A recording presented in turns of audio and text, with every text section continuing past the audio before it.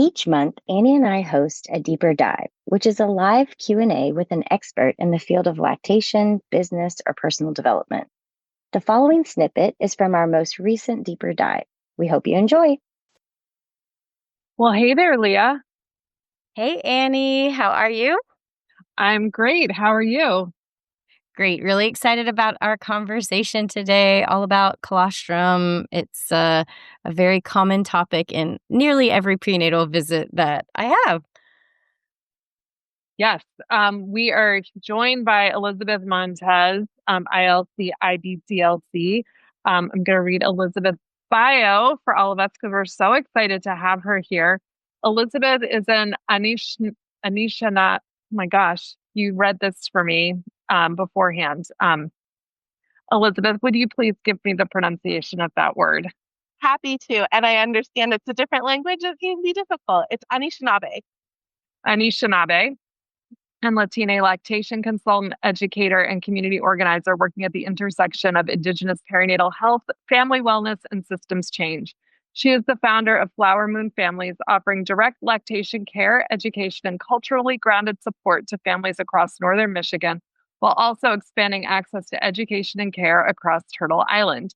Elizabeth brings years of experience in community education specialist and clinical lactation lead at Open Arms Perinatal Services, where she has built upon the vision of Cami Goldhammer, MSW IBCLC, Sisatan Wapetan Oyate, who created the lactation program by developing an IBLCE Pathway 1 educational and mentorship opportunity for rising lactation professionals of color. Elizabeth serves as the Indigenous Breastfeeding Community Liaison for Michigan WIC and as a board member at large for Southeast Michigan IBCLCs of Color. She is lactation faculty at Cedar Medicine School of Midwifery and has shared her teaching at various conferences, including Gold Lactation, with an upcoming presentations for Lact Events, Alaska Native Birth Coalition, Best Starts for Kids King County, and National Indigenous and Native American WIC Coalition yet to come in 2025. A founding board member of, here's another one, Elizabeth, please. Yes.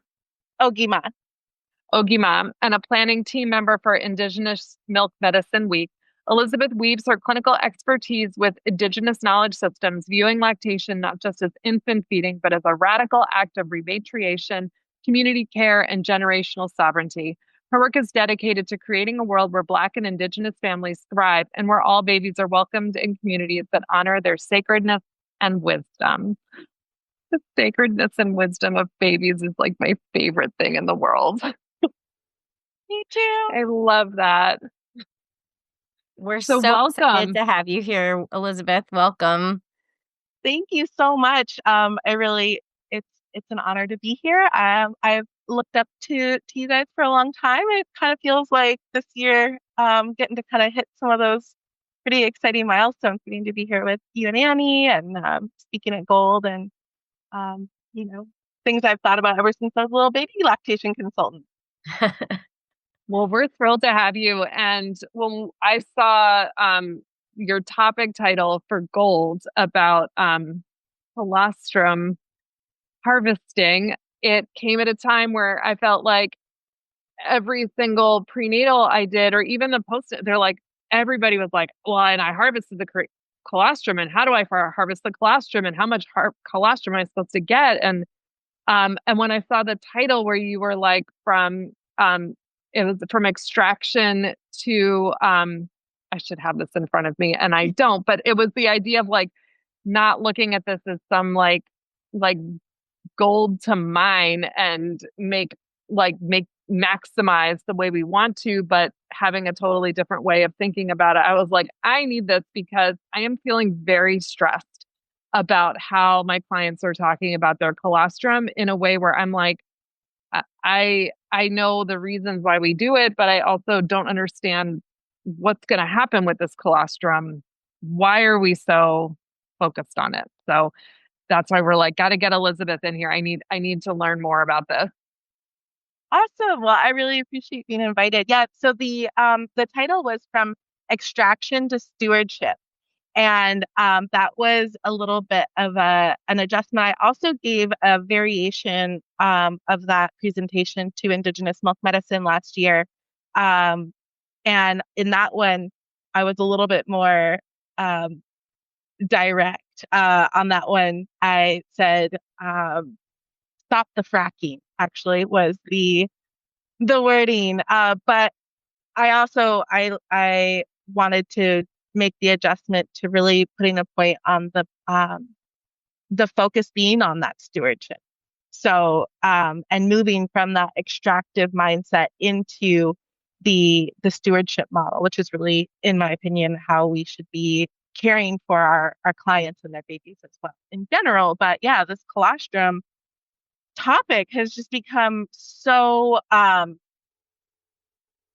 just huge, rampant, really. I see it affecting, like you said, pretty much every client. If I have the benefit of meeting with them prenatally, it almost always comes up. But I'm so sorry. Of course, the mowers are here. I hope I can't We hear. can't hear them. Oh, thank goodness. I was about ready to run out. Like, hey, can we stop?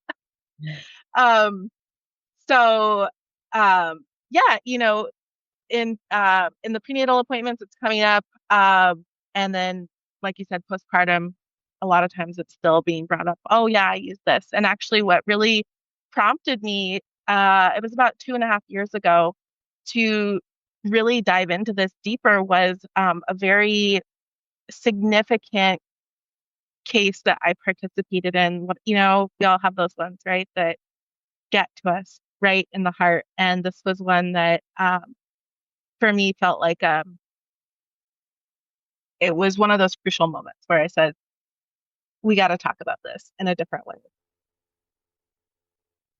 Do you want to share a little bit about that and kind of like, if you want to, kind of I'd like love to. what the gist of it was and kind of how it touched you? Yes, absolutely. So, like I said, it was about 2.5 years ago, and I received a call from a friend of mine who is a postpartum doula. She doesn't do birth work, but she is here in Michigan. We have Medicaid will also cover postpartum doulas, and so she was called in to support someone after they had given birth, and they had a series of lots of risk factors for child removal. So it was a birthing person of color who had a history of substance use disorder, and but had been in recovery for many years, had become intentionally pregnant, was planning on parenting their baby, and there was because there had been intervention with previous children, social services did get involved, and this person, I cannot stress how much work they put into their conscientious plan to become a parent and really be safeguarding their recovery. They intentionally reached out to home visiting programs, nurse partnerships, and they had lots of care providers. And crucially, they were doing everything in their power to prove what a good parent they were going to be, to show I deserve to get to parent my baby after having lost custody of previous children. And so I got called in after the baby had been born. The postpartum doula was supporting, and she's like, I don't know what to do. This situation is a mess. The milk supply was tanking. The parent was really struggling with latching and effective milk transfer, moving into lactogenesis 2. Everything was really hard. And the focus, it turns out, through the pregnancy had been, if you can prove that you will breastfeed, that is a way that you will show that you deserve to be a parent to your baby. And so she just was so focused on it.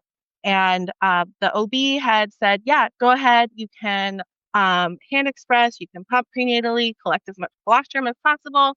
And so this person with that hyper focus, which many of us probably are familiar with, had caused significant damage to their breasts, had bruises all over, lots of going into labor and delivery, had lots of pain.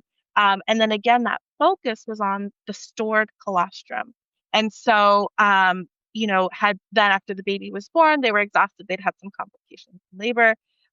So they were then really focused again now was on making sure that the baby hit all of the weight and diaper goals, and instead of focusing so much on like how can we get to this place in the lactation relationship where we're both thriving. So they were feeding all of the colostrum syringes, and she had tons. I mean, like a huge amount. And so was feeding all of that stored colostrum, and then also trying to nurse, also trying to hand express the mental health repercussions were starting to mount up. The health repercussions when she started going through lactogenesis too, because of all the damage that she'd done to her body. If you enjoyed that snippet, the good news is that deeper dive was recorded. And by joining our membership community, you can have access to that deeper dive as well as our entire vault of deeper dives going back through 2020. You will also be automatically invited to our live monthly deeper dives, so you can ask the experts directly all the questions you want to know about that topic. We look forward to seeing you at our next deeper dive.